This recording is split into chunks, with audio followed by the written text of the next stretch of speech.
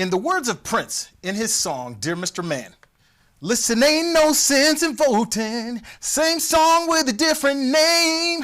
Might not be in the back of the bus, but it sure feels just the same. Ain't nothing fair about welfare. Ain't no assistance in aid. We ain't that affirmative about your actions till the people get paid. Tells a lot about how people feel. Welcome to the Median Society.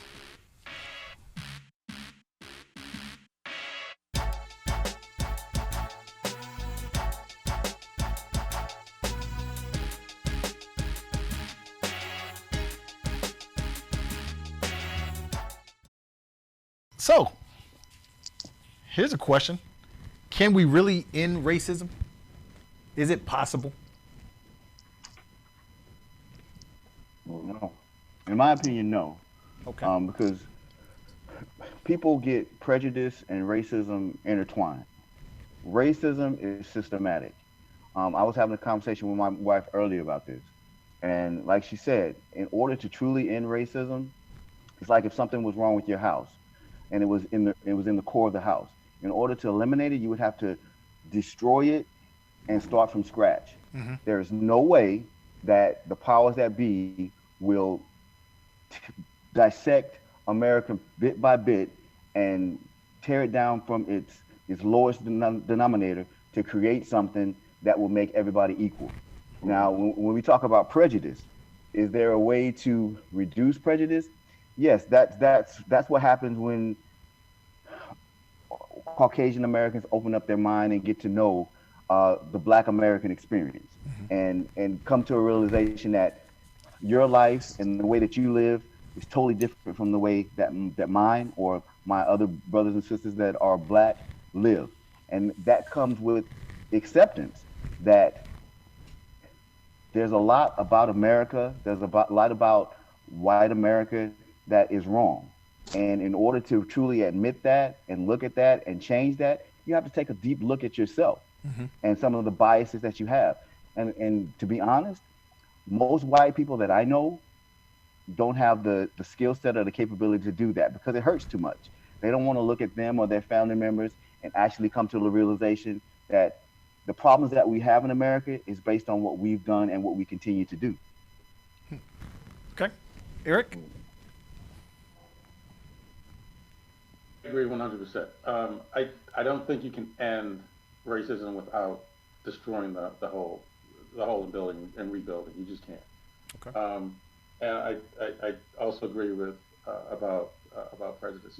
And one of the things I would say about that is to continue what we were saying, is to continue the discussions, continue open dialogue, and also not only making it uncomfortable, and not on purpose, but making it uncomfortable for a non-minority, but also for ourselves. I mean, we have to put a mirror up in some ways as well. I mean, there's things that we can do to help eliminate some of the stereotypes and some of the negative perceptions. We do contribute to it in some ways. I won't name those because that takes us down a whole nother path. But it has to be an open dialogue, a two-way conversation, and that way you get off of the attack mode perception. You're attacking me, and all white people are bad, and you want to avoid that. So you have to open up the conversation. One of the things I've done in some of the conversations, especially recently with George Floyd and some of the other incidents around the nation, is to talk more about all lives, not all lives matter, but to say, we have a blue problem, a bad blue problem. Not all. I have police officers who are really good friends of mine, so it's not all. But point out that they're also killing white folks in the same ways. There's a couple. I came across an article a few months ago, about 6 months ago, about 101 pound autistic kid. The parent, he was running around the house with a screwdriver. They called the police. One policeman showed up, and he couldn't subdue him. Two others came. They finally got him on the ground. Two cops had him on 101 pounds. He had a screwdriver. The third cop showed up, literally pulled his gun out and shot him. And he's on the ground with two other cops holding him down. Screwdriver's gone. Yeah. And they were like, "Why did you do that?" He said, "Well, I just trying to get this over with." That's what he said. And the white kid, right? But you don't see this on the national news. So if we saw more of those, it's going to have to be something at that level to get people's attention, right? Because this kid, the parent called in their own house. This cop murdered this kid in his own house, right? So if you get those and you start talking about those types of things, this is not. It may be more for minorities, but they're killing all kinds of people, right? Mentally ill. So if you can kind of open the conversation up a little bit so that they don't feel attacked, I think that can go a long way in helping to open their minds up a little bit. Okay. I have a question. Yep. How do we define racism and prejudice? And I totally agree with everything you guys are saying. Is it just a black-white thing? Is it a white-brown thing? Is it a Muslim thing? I don't think we can ever get rid of racism. I think it's a part of human nature.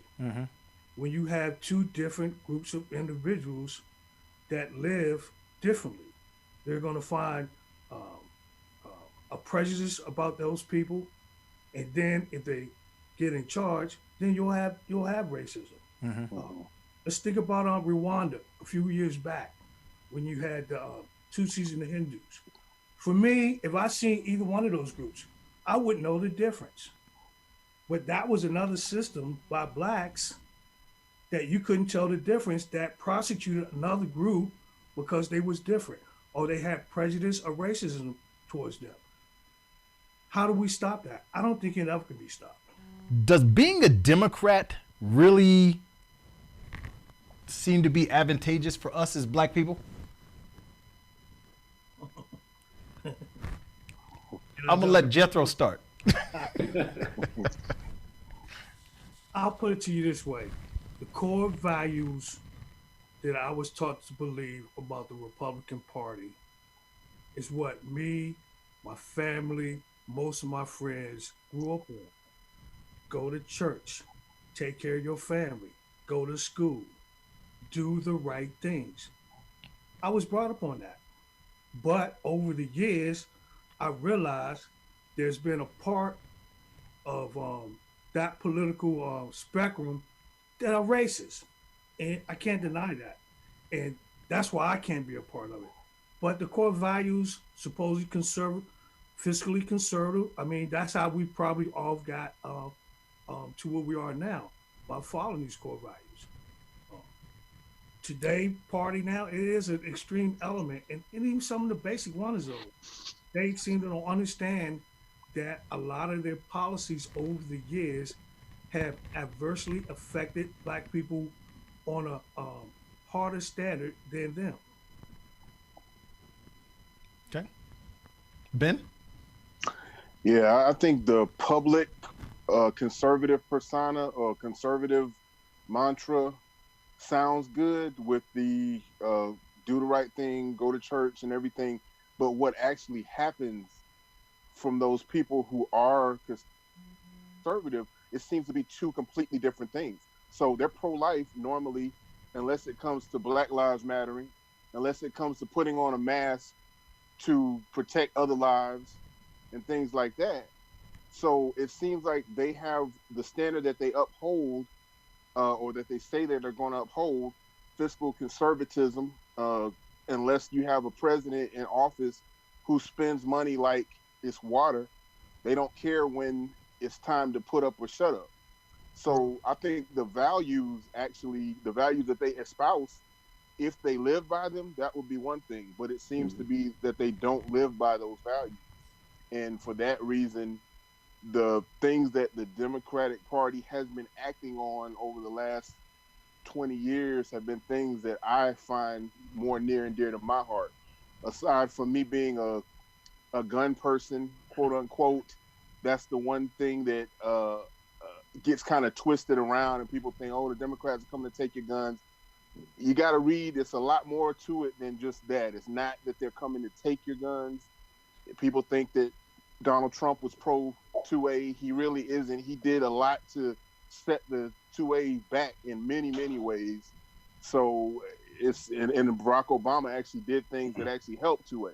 So it's a lot of convolution that goes around with the what people think of conservatives and what people think of liberals. But to me, the current Republican Party is not for me or us, in my opinion. Okay, Eric. Yeah, I agree with everything that's been said so far. I mean, the party has definitely taken a turn and turned toward the more extreme right wing. But I think one of the things that we should look at is again, how do we get in there and help change things, right? I think there should be some balance across both parties. I think we should hold both parties accountable. And not just let them rubber stamp our vote. We got 90% of the black vote, we can do what we want, right? So I think we need to hold both parties accountable. But if we're going to align ourselves right now, and I agree, with the Democratic Party, other than trying to change the GOP, we got to hold them accountable. I mean, they're talking about police reform, whatever the other words are. Yep. All those different things they're trying to twist. Well, let's hold them to it. Let's get rid of the no knock, or whatever they happened with Breonna Taylor. Making sure that across the country, not just in St. Louis or Louisville, where that happened. And so I think I agree, but I don't think we should turn our backs on that party. But we should face both of them and make them, hey, we're the constituents here. We're the ones that you're trying to get our votes from. So what happens now is they just assume the GOP, they're not going to get most of our votes, so they don't care. Mm-hmm. So now we're relying on the other party who's going to get our votes, and they don't have to do anything either, right? They're going to get our votes no matter what. So we're picking of the worst, the best of the worst, right? Mm-hmm. So change from within, I think. Try to help change from within and hold them accountable. That's what I would say. Okay, and Nick. I like that. Hold them accountable for what they stand for. A lot of times they espouse things until it's inconvenient to them individually. One of the things, traditionally I'm Democrat, and I've toyed with the idea of going to the Republican side because of career advancement opportunities. But one of the things that, and I hate to use those terms, Democrat, Republican, conservative, liberal, because it's divisive. Mm-hmm. And there's meaning when they say divide and conquer. Democratic thought processes normally, and from the past, has been more of we can rise together. There's enough to go around.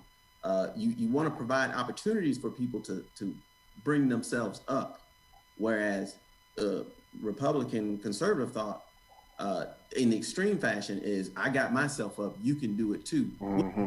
The bootstraps. You somebody gave you an opportunity. There was something that provided you that level that you've gotten to. There was something there, whether you want to believe it or not. And Democrats, for the most part, are not asking for a handout. We want the same opportunities to advance ourselves, to move up. And again, if we move up together, it benefits the entire country, the entire mm-hmm. world. Mm-hmm. And some folks like, well, I got mine, you got to get yours. No, it's not that simple. Okay. Nick, want to say anything? I just think that being a Democratic and a Republican, they're two sides of the same coin. I think it's very divisive right now because there's a lot of good elements of both pieces. Right now with the Republican Party, there's no way anybody that looks like me should be a part of it, simply because of the direction that it has taken.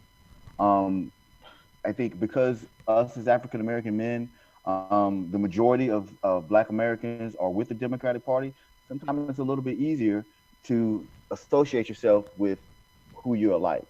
But at the same time, it's like Mr. Eric said, if the Democratic Party knows that the Republican Party are not looking for our vote, they're they're not going to do the things necessary to assist us the way that they should, because all black people are going to automatically be redirected to the Democratic Party.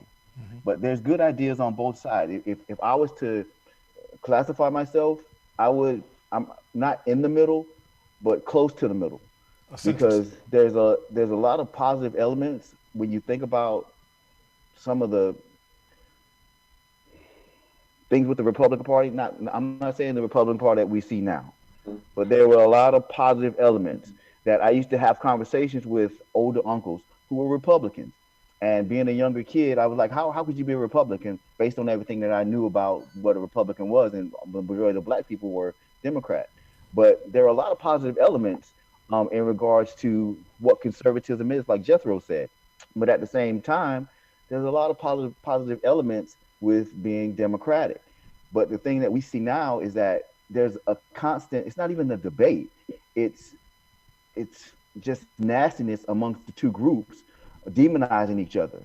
And the demonization that I've seen with that the Republicans are doing to the Democrats is just over the top. It's built on untruth, it's built on bias, and it's built on looking at black people and kind of degrading us. So because of that, like I said, there is no place for the African American or the black person in the Republican Party at this time. Well said. Yeah. Okay, let's dig a little deeper. Black men and the Kardashian effect. You guys know what that is? Not touching that. Okay, let's dig into it. Why do black men feel that the only way you can go up is to have someone that doesn't look like your mom? And before we go into it, I want to preface this. I'm not saying I have a problem with interracial relationships, not at all. What I'm saying is that we got to get to a point as black men that we got to stop tearing down the woman that looks like the person that put us on the earth.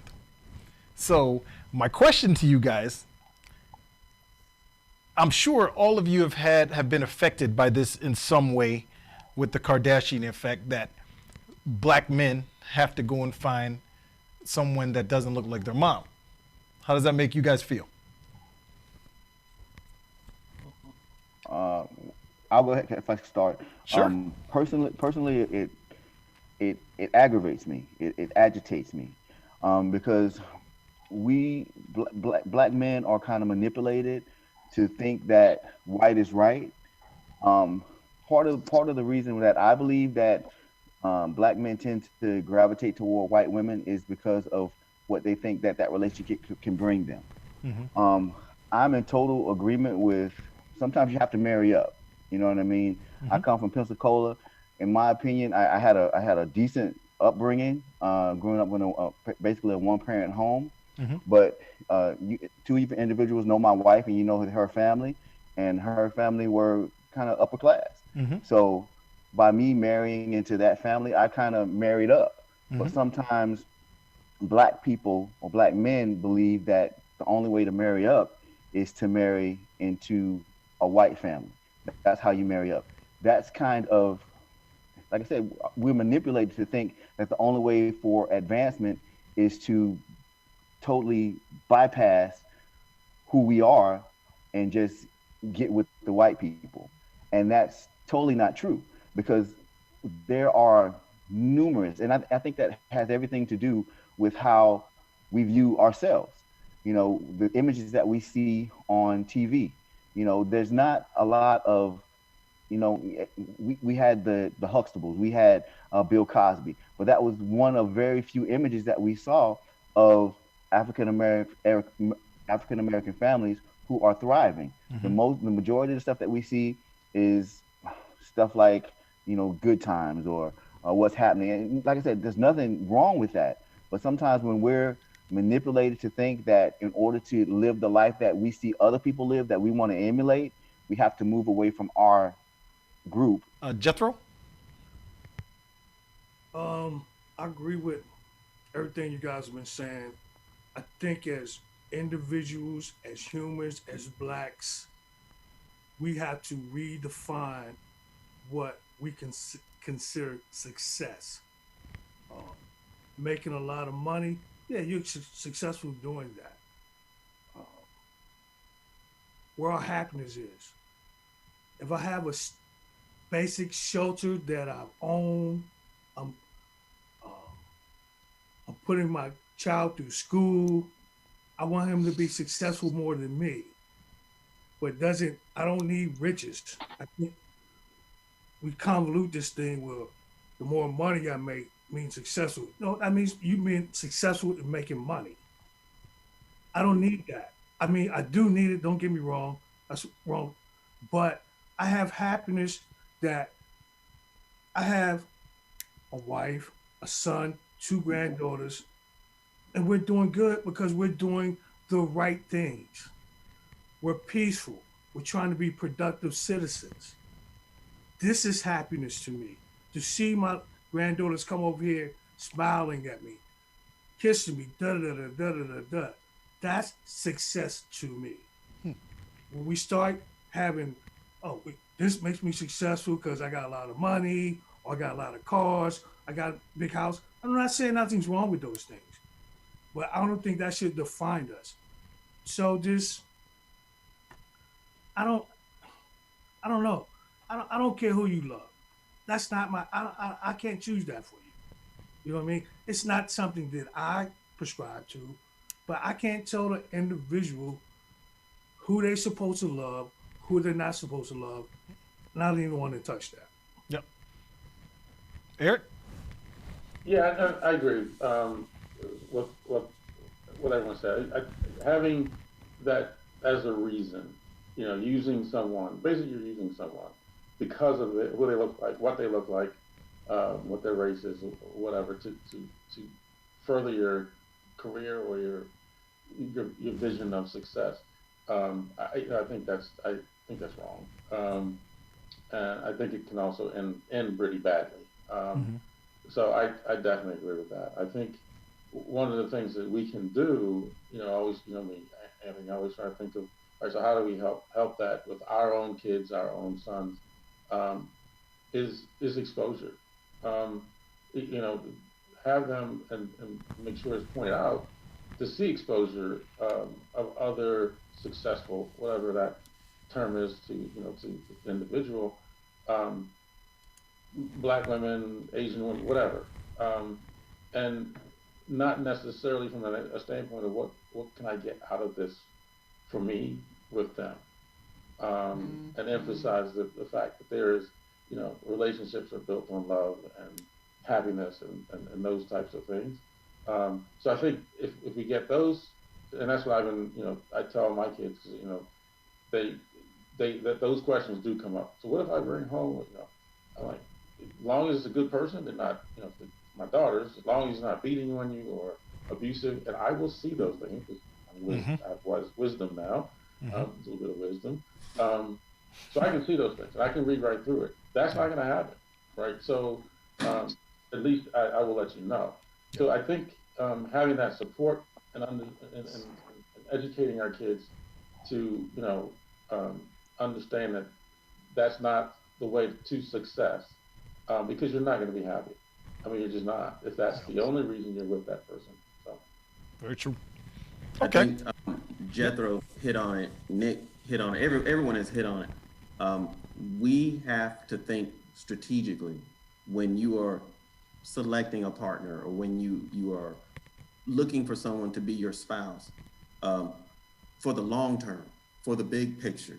At the end of the day, you need someone who's going to make you a better individual, who's going to be able to call you on those points that you're lacking in, someone who understands you.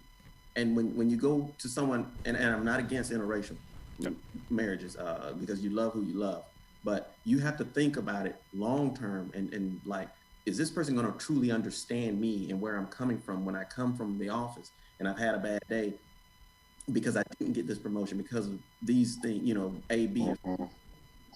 Is someone going to be able to relate to you and understand those things? Someone who's really got your corner. When you go to their family, how is their family going to support you? Because, we're a community. There's a lot of things I rely on from my wife and her family, and she relies on me and my family. So you really are coming together with someone who you have to think about it a lot deeper than that immediate glitz and glamour. Like you said, Kardashian effect. When you say that, I just think of the glitz and glamour and the lights, which are it's short term. Yeah, that's well said. Okay, let's move on to our next section. That was good information, and I just want to throw it out there for our audience. No one here is against interracial relationships. All we're trying to understand is, why does the black woman have to be torn down to accomplish a task of not dating them or not marrying them? It just doesn't make any sense to any of us as to why black women have to be scorned and thrown apart, and it shouldn't be that way. And even you as white women should be saying, hey, listen, she's a woman, and you should give that same respect that you want given towards you. Okay, that's what we're saying. So our next section, what role does religion play in the perception of black Americans? And this is a tough one. Jethro's ready. Jethro, go ahead, buddy. This is a very tough, touchy subject. I can go on and on and on. When it comes to religion, I'm not going to knock anybody that finds something that makes them a better, productive individual.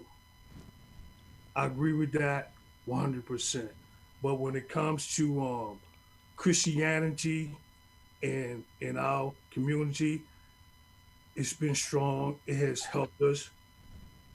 But there's also a whole other aspect when it comes to that. Some of the great black societies that existed in this world came along with Christianity, and before Christianity, the word itself even came into existence. We're talking about the Ashanti tribe. We're talking about Timbuktu. You're talking about the great Egyptian nations that existed thousands and thousands of years before the word Christianity, religion, Europe came into existence. Can we use it? Yes, but it's something that I don't think it should be a defining point for me as a black person or any person. You choose to believe what you want, even if it's not religion. If it's making you a better person, that's all that matters. I think religion has helped us here in America, but also know that it hampered us also during a certain period of time. It was against the law to teach us these things. These are facts when it first came. You can't deny that. So if I know this as a black man, that this something was taught to me by my enslaver, how can I take that as fully something that's totally encompassing my soul? Yes, my parents, my grandparents were Baptists. It's been a core of my life and has brought personal great morals to me. But it's not something that I'm going to put 100% in. Interesting. Anybody else? Yeah, I was going to say it's a tough one for me, because I consider myself a Christian, and I know there's things in my life that I've been through that there's no other explanation for me other than it coming from God. However, there's elements of Christianity that are, horrific. The Ku Klux Klan called themselves the Christian Knights of the Ku Klux Klan before they rolled on us and slaughtered our people. So a lot of times Christians and the evangelical community uses very racist terms to define our people. So it's kind of hard to get 100% behind it. While I embrace most aspects, there's just some elements of it that you just can't get along with as a black man. So where do we start, guys? How do we move forward and progress away from all this negativity that people are bestowing upon us?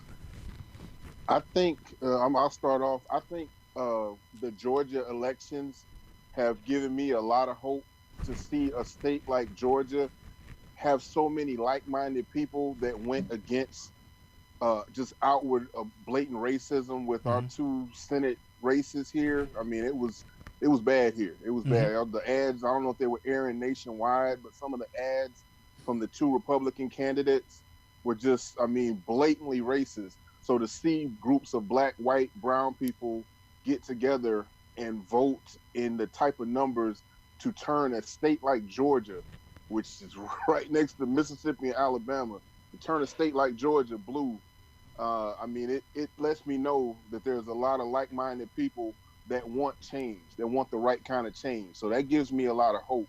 And a lot of the people in the groups that put those coalitions together, they're continuing those coalitions to see if we can make bigger change, not only in Georgia, but nationwide. So I have some hope from this year's election. Okay. Clifford? We've got to educate ourselves. We've got to get more educated in the local government, in the state government, and the federal levels. We've got to understand how all of these systems work and start mastering them. A lot of times you hear the term, we're playing checkers and they playing chess. That's for real. You've got to think outside the box. And a lot of times we don't like to read. We don't like to dig deep to understand things. And there's a wealth of knowledge, a wealth of information out there that is to be obtained.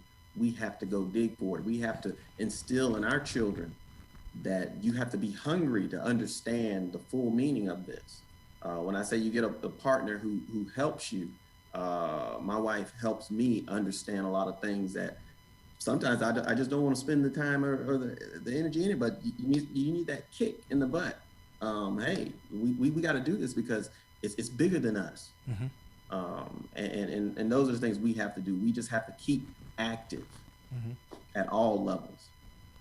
Okay. And Eric?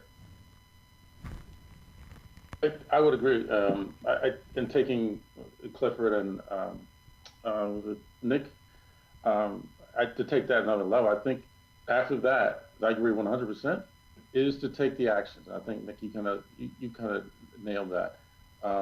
We have to get out and vote. We have to be active in I think acting locally, to me, in some ways, is more important because, that's where some of these things happen with the Castillos and all that. That's not happening in with Congress, and they're not coming down over the DOJ. They come in later, right? If something's not right. But we have to check our own sheriffs, our own police department or police chiefs, and make sure that the right laws are in place. I mean, that no knock. I keep going back to that. That to me is just a ridiculous law. I mean, I don't even know how that and the stand your ground. I mean, how do those things even come about, right? So we have to act locally, I think, and Clifford mentioned that as well. So get educated and act on that education, and coalesce and again, not party. Let's do the right thing. Whatever party is going to stand behind it. Yep. Jethro? I'm humbled. I'm honored just to have this conversation with you fellas. I agree totally with everything that each one of you individuals says. I think it starts with us.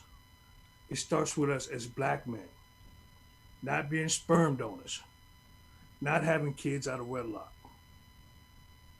All of these things, building a better community through all the avenues that you guys just said. I think that's a start. I think it's home, man. We can change individuals. We can't change certain individuals. We can talk, we have conversations. But basically, I think if we do the right things and everything these guys prescribe to, I think eventually society will be better because there's more access easily available for everybody to get their hands on now. You can go on the internet, like I heard someone say earlier, the kids, the Z generation, they see these things.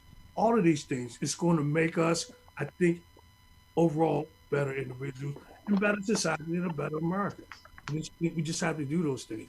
We're always going to have racism. You can't get rid of it. You just can't. But if we try better, going through elected officials, doing what we can do, I think we can be better. I think it's hope. Hope is the key. Hope, faith. We need these things amongst us. I think we'll be all right. All right.